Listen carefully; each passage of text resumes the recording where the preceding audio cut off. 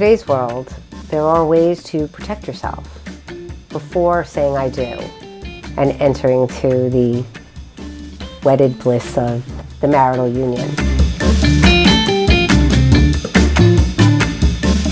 So young people today can enter into a contract called a prenuptial, where you define your assets and your liabilities and what would happen if you were to split. And it's a very effective tool to get the financial piece out of the way so that you can move on and live your life. And what you have to understand is what you come to the marriage with belongs to you, which also includes your debt. And let's say that debt is on a credit card. My suggestion is that your significant other never uses that credit card. Because once you commingle that kind of debt or assets, it gets very muddy as to what was before and what was together. So if you benefit from a relationship, you're also responsible for the negative or debt part of the relationship.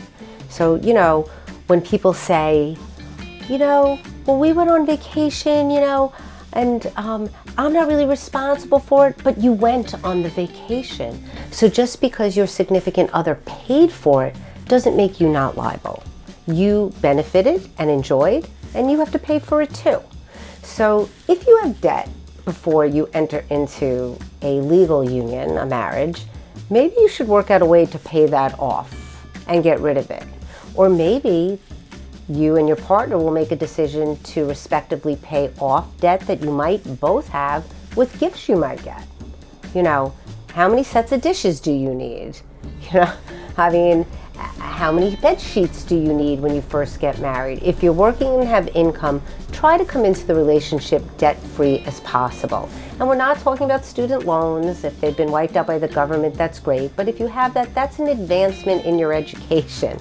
We're talking about shopping needlessly for things you can't afford that you've not paid off. And now you're coming together with someone who maybe has like a really clean background. You do not take on the debt of your significant other from before the marriage. But once you're married, the debt acquired will belong to both of you.